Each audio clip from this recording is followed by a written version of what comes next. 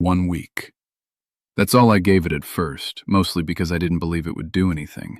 I'm 83, and I'm still doing it, years later. In a randomized controlled trial, this exact combination showed a measurable improvement in blood flow within 30 minutes of ingestion, a real, timed, physiological response, not a slow supplement. Before that week, I'd been in a long, quiet decline that I'd stopped even fighting. I told myself it was just age, and made a kind of peace with it that wasn't really peace, just exhaustion dressed up as acceptance. You've probably felt that exhaustion too, the slow accumulation of years where you just stop expecting anything different. That 30-minute result is what turned my skepticism around. In a minute, I'll tell you exactly what the mix was. What I eventually learned is that an erection depends on 3 systems working together: the hormonal side, the nervous system signal, and blood flow, governed by a molecule called nitric oxide that tells your arteries to relax and let blood in. Most of what determines how well that third system works comes down to the health of your blood vessel lining, something researchers call the endothelium. Nobody had ever mentioned that word to me before in decades of checkups.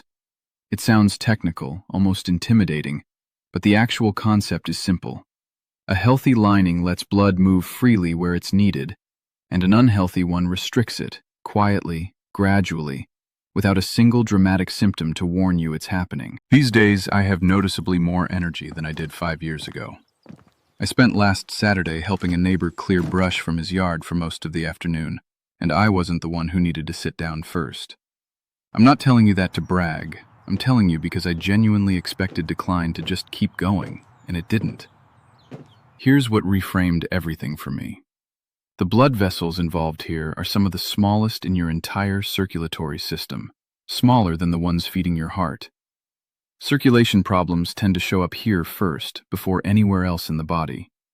Researchers who study this treat it as an early signal worth taking seriously, worth bringing straight to your doctor rather than quietly enduring alone. For 3 years, I slept 3 feet away from my wife, and it felt like 300 miles.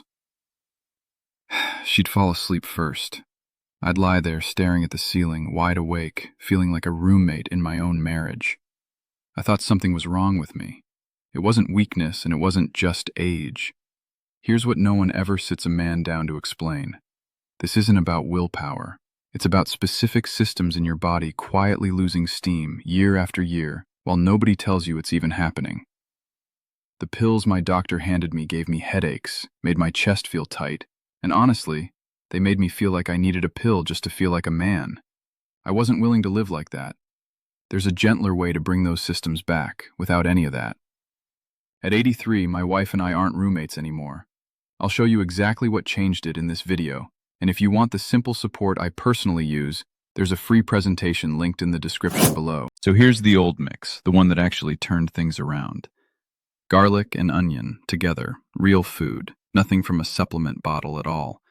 There's a randomized controlled trial on fermented garlic extract that measured blood flow in healthy adults and found meaningful improvement within 30 minutes of ingestion, along with reduced blood pressure.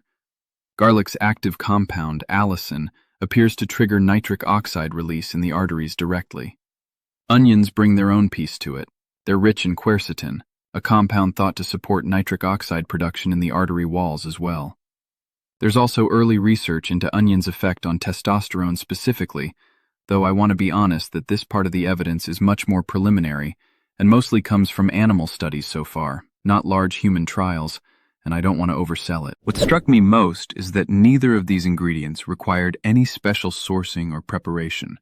They were exactly what they'd always been, sitting in the same bin at the same grocery store I'd shopped at for decades, waiting for someone to explain what they were actually capable of doing. I started cooking with more of both, real amounts, not a pinch for flavor, but a genuine serving, most days of the week. My wife noticed before I said anything, mostly because our kitchen started smelling different. I'll admit that first week was mostly about proving myself wrong.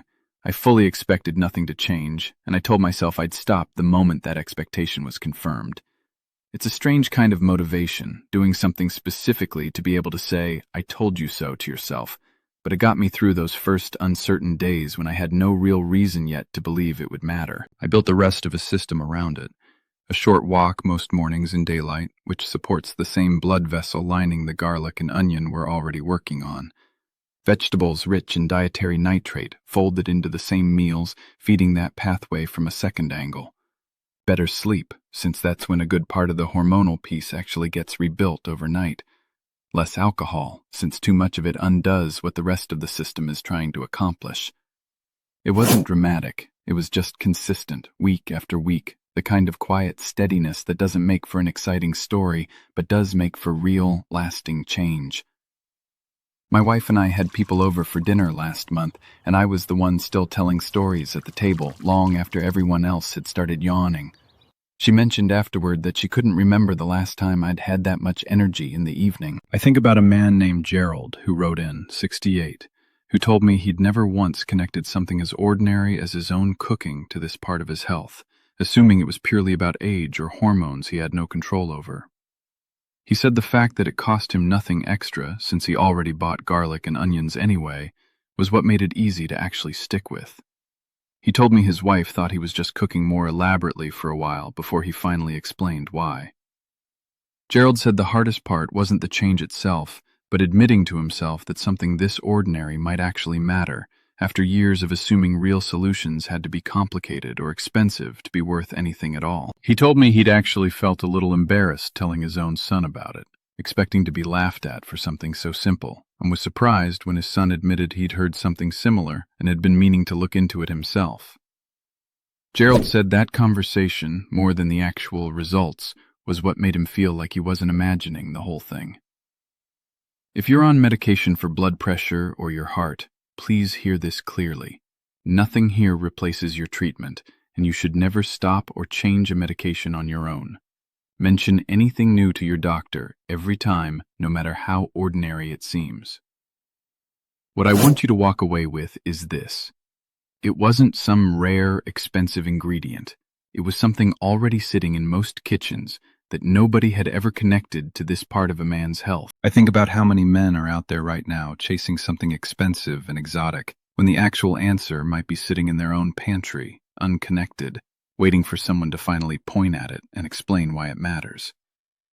There's a particular kind of marketing that thrives on that gap, dressing up ordinary things in unfamiliar packaging and charging a premium for the unfamiliarity alone. I don't say that bitterly, just as something worth knowing before you spend money on the next thing that promises results a bag of garlic and an onion could have quietly delivered all along. Your erections don't disappear just because you got older.